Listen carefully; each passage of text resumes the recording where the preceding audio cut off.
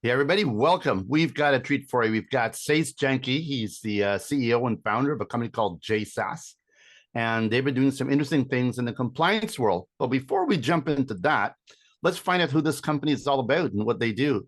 Sase, welcome. How are you? Thank you very much, Julian. How are you doing? Thank you for having me. Hey, my pleasure. So let's just dig into this a little bit. So, what's your background? I mean, how did you get into the compliance world, first of all? I mean, it's a hard thing these days, but how did you get in here? Perfectly. That's a good question. Thank you for that. So my background, let's talk in the context of MSP. My background in the MSP probably started out around the time that RMM came to fame. I was the director of a company called Enable Technologies. I built out the first 7 version of their N-Central platform. And as you know, that company later became enabled by SolarWinds. After that, I moved into the business world. I was senior vice president of technology for a global standards organization dealing with global data synchronization network. Mm-hmm. So as you can imagine, I've seen both sides of the coin. So I think I'm suitably placed right now to do what I'm doing at J-SAS, which is filling the gaps and addressing some of the frustration I felt in having a holistic security compliance offering, right?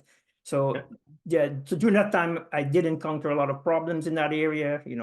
Security is not your primary focus oftentimes. I wanted a product that is going to bring me holistically, how am I stacked with my controls against some regulatory framework? And it was very difficult to find that. So with that in mind, I decided to start J-SAS, focusing on compliance. And here we are today with J-SAS and the product called Protect Suite. Well, it's interesting because in a way you were like the catalyst, for the whole MSP movement, right? And Yeah. today, I mean, we've got the new words, managed service providers. It's all about managed services. What's your thoughts, just since you started this, on day one? What's your thoughts about how this market has sort of evolved today, where almost everybody is in the managed services business?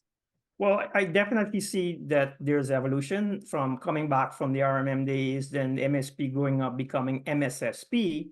But as you know, it's a very competitive space, and MSPs need to innovate. They need to look at new opportunities to generate more revenue. So I think compliance is one of those things, and on the backbone of that is compliance as a service. So I think definitely that creates a trajectory for them to pursue new revenue opportunities. So let's double click on this, compliance as a service. I mean, first of all, let's zoom out a little bit in compliance, right? So Certainly. there's lots of compliances happening from the government regulations. You got insurance regulations. Everybody wants you to be compliant now because the cybersecurity world is getting complicated. What's your take on what's happening right now with compliance? And why are we getting so much compliance, requirements these days? Well, if you look at what's going on, every time you wake up, there's a data breach, Mm-hmm. right? Today it's Ticketmaster. Next week is going to be somebody else. Everybody's going to blame it on somebody else. So I feel regulators are going to become tougher, right? Compliance are going to become more demanding, and things are going to change. Businesses are going to demand more of each other, and that compliance landscape is going to get more complicated. So organizations who are not following that model today, they can either miss out on business opportunities or they will have a hard time trying to retrofit what they're doing today to meet those models. So it's definitely an evolution. It's growing. It's going to become more complicated. In a way as well, right? This entire compliance as a service, for me, when I look at it, I just see it's a complex thing, but also I see it's a revenue opportunity, right? For That's the right. MSPs who dig into this early and Yep. get into it, because all their customers, including themselves, but Exactly. all their customers are going to have to be compliant in some way or another. Yep. And it could be even more complex depending upon what kind of company it is, especially, for example, if they're supplying the government, right? Yep. There's lots of compliance issues. Yep. What's your take from a compliance, from a revenue perspective, like the opportunity, right, for an Right. MSP in this space? Well, that's a very good question. First, I think the MSP they're poised to take advantage of what you just described there. It's a Mm-hmm. new opportunity.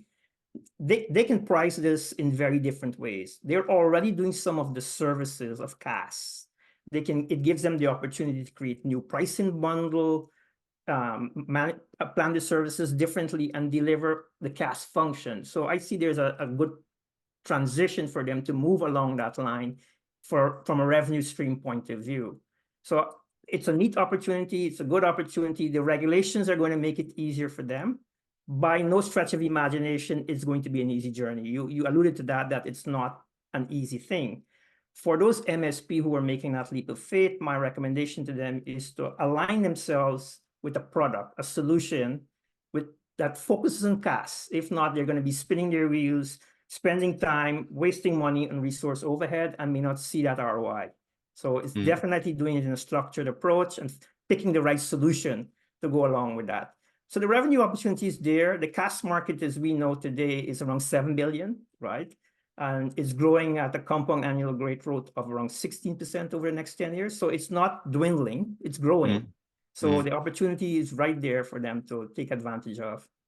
Yeah. And you look, I mean, compliance is not about getting a document, you know, No, it's not. and filling in the blanks and going, let's check this and sign, put the signature here, right? Today, compliance requires a platform, and because you got to monitor compliance as well. So tell us a bit about your journey. Like, why did you decide to create this platform? So I myself, having gone through that with several organizations, it's not trying to get into different compliance when I worked in the business arena and also for J-SAS, it's not an easy undertaking. So having a system that would help you down that journey, it removes that burden of having to manage this yourself. Like you said, compliance is not easy. It's not a one-time thing. It's not just a check mark. Once you get compliance, it's not done. It's not static. You have to maintain it. Regulations and protocols require you to do certain things. If you don't have the resources to do that, you can fall behind and keep pushing out your compliance. So you want a system that's always going to be reminding you or digitizing some of that process for you. So that's where our product comes in. It digitizes a lot of that mechanical work that you'd have to do that you forget to do or you don't have the time to do. So it keeps that program fresh between audits. So I think that's what's interesting. Getting there is one thing, but maintaining it is another thing. Yeah, for me, you know, when I think of compliance these days, right, it's almost like a little bit like cybersecurity. You know, you got the red, yellow, and green, you know, and a needle moving up and down. Exactly. And you want to stay in the green. You know, you're compliant and security good. But if you drop back, you need to know, because you need to be in compliant. Because, well, what ends up happening, as you know, right? If you do get caught and in a breach or something like this, and it is discovered that you were out of compliance, right? That opens up a whole new, you know, challenge for you, right? That's right. Can you just tell me a bit about what some of the consequences is, or for if you don't have compliance? So that's a very good question. First off, if you're not maintaining cybersecurity posture compliance, you're asking for trouble. You're looking for a breach. So let's get that out of the way. Now, let's assume now that you breach. If you look at it from an insurance liability point of view, insurance are more likely going to deny your claim. Because if you remember when you were applying for your insurance, you respond to a bunch of questions saying that you had these controls in place. Now that you have a breach, you have to demonstrate due diligence, that you took due diligence to protect your organization from that breach. So if you had continual compliance along the way, it would be easy to provide those evidence to your insurer, demonstrating that you did do due diligence, because you don't want to be doing that when you're in damage control, right? The other issue of non-compliance is that it opens up the door for lawsuits. I go back to the story about Ticketmaster. On the news today, people are saying, you know, we should file a lawsuit, right? So it opens you up for that kind of risk. In addition to that, it also leads to stiff penalties in some regions. So it may be part of doing business. So it's very important that people or organizations align themselves to something, to some security framework that's industry best practice. And I think the key here as well, right? You have to be able to prove it. You just can't say, yeah, I'm compliant. Yeah, I got cyber, right? Yeah, You got to be able to prove it. And platforms like yours is what you can look at, generate reports, go back and say, well, you look, yeah, we are in compliant.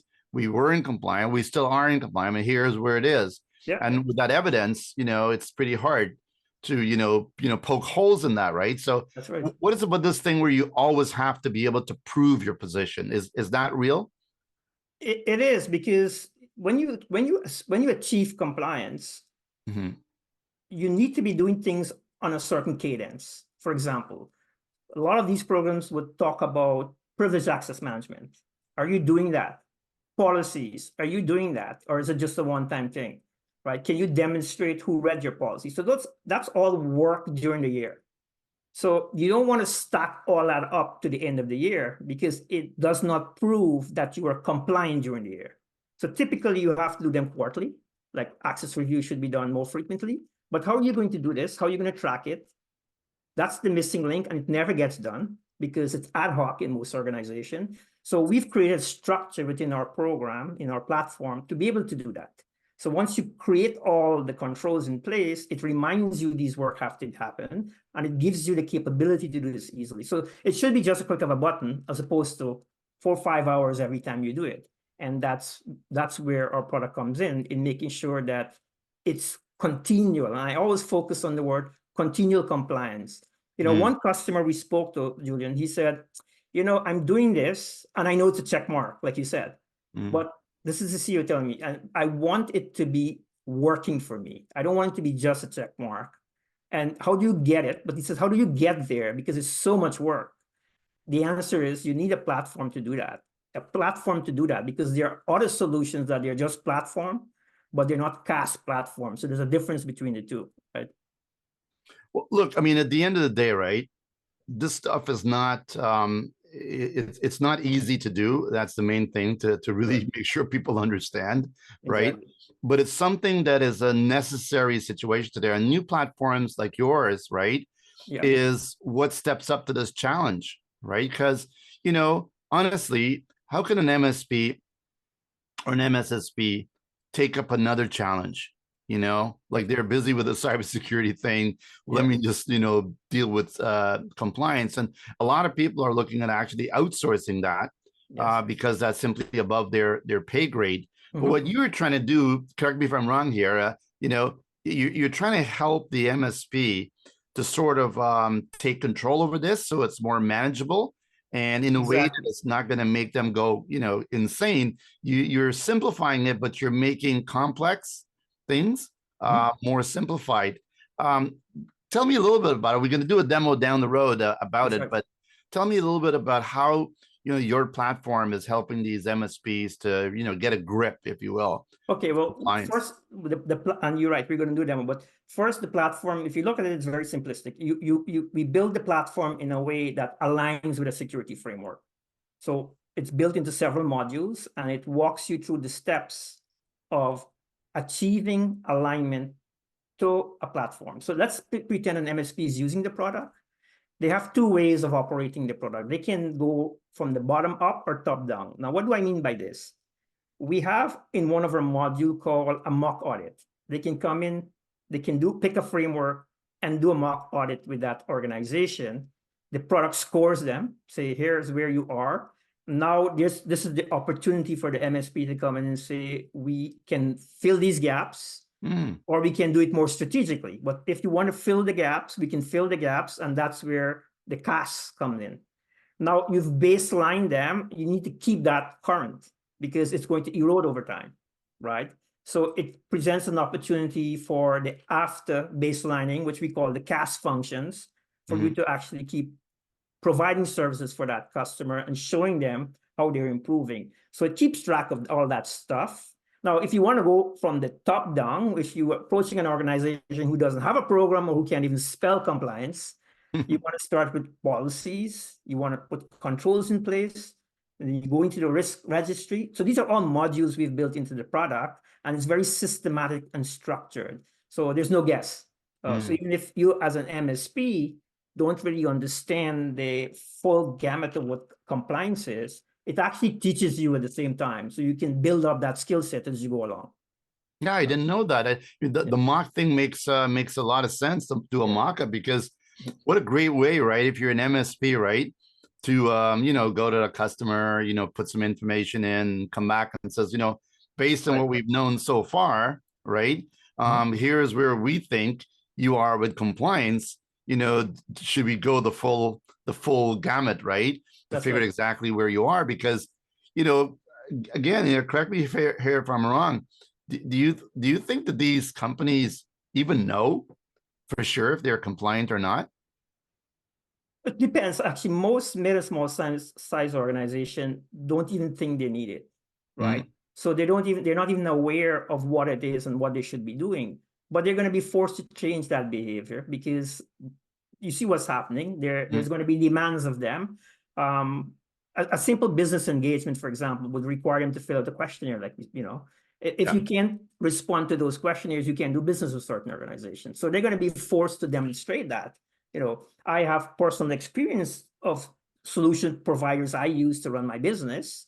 When you ask them the question about data, because they're dealing with my sensitive data, you don't get a response from them. So that speaks to the story: is, am I going to keep using them, or I'm going to keep try to educate them? So that's the situation we're in today. Organizations don't really know what they don't know. They don't even know how to go about it. And that's why for the MSP, I think they are in a very good position, because they are already a trusted resource within their customer base, and they can start educating about these issues. Totally. And I think compliance sort of goes beyond just the one company, because, you have to make sure your supply chain, in a way, right? Exactly. Are, also compliant. Like, you're not the police of them, but, you've got to make sure that they're compliant, because if they're not, well, that could lead to like you being exposed to a breach, right? So this thing is like, they're not doing this for fun. Let's put it that way, right? Yeah. There's a reason why compliance rules and guidelines are coming along. And if you want a simple approach of it, it's like, there's a reason why we need guidelines and guardrails, that they call it, for AI. Because if you just go, well, everybody just do whatever they want, right? Then it's like, it's a Wild West. Exactly. Right? So that ain't gonna work either. Yeah. So if you're so you build this platform to help these MSPs to make sense of compliance and offer the service, right?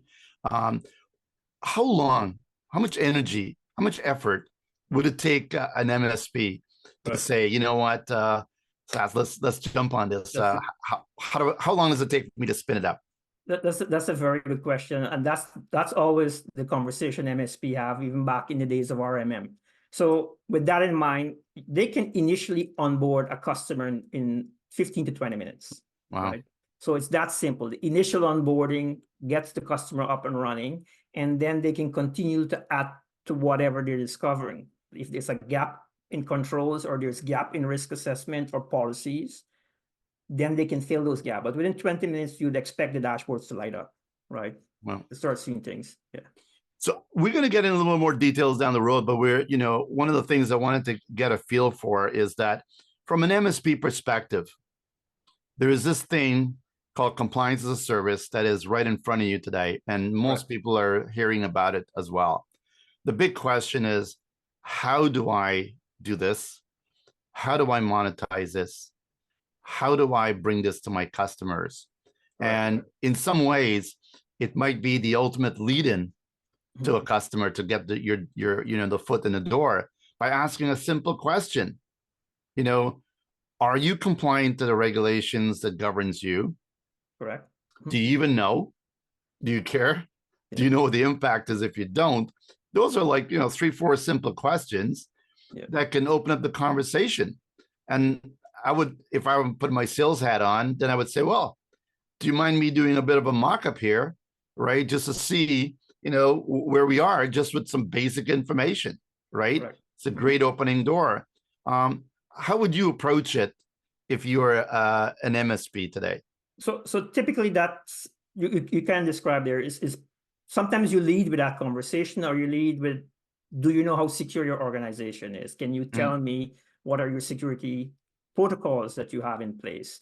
And that leads to bigger question. The other way we actually have the conversation with them is about insurance requirements. You know, do you have cyber insurance? First, you have to have cyber insurance if you're doing certain things. And do you know what you're covered by? And do you know what are your commitments to those insurance policies? And how do you maintain that commitment? So that kind of create a more interesting conversation. Some organization, they actually have awareness of these frameworks, but they don't know how to get there. So it becomes a different type of conversation. Let me show you how we can get there easier, right? So it's figuring out what is their business issue, where they are in their business, and trying to spin that conversation. Not to use a big stick approach, but actually to tell them, you know, insurance have requirements.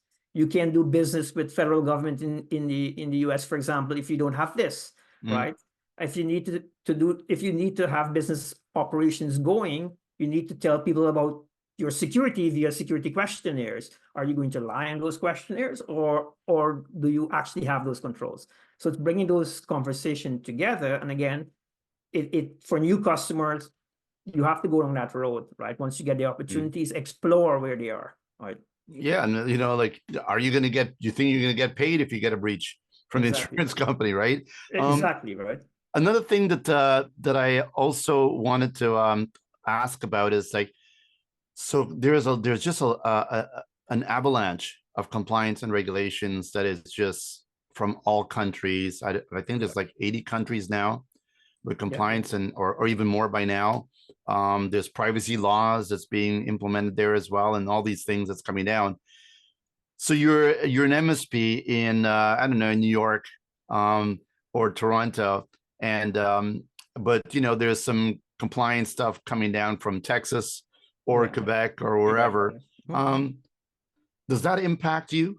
Yeah, definitely. So first and foremost, as a rule of thumb, compliance follow the origin of the data, right? So it depends on where the data is originated from. You have to be compliant to the regulations of that region. So typically, if you could recall in 2016, when GDPR came in, everybody scrambled to update their website, even though it was a European Union thing. So it's similar. If you know you're going to be doing business in a certain region, you have to follow the rules and regulations of those areas. And chances are, if you are aligned to a cybersecurity framework already, it's easy.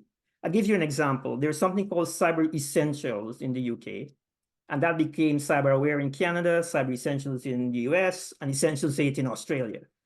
Now, if you were following one of those frameworks and you start doing business in those areas, you can map very easily to those requirements because you have a program that already.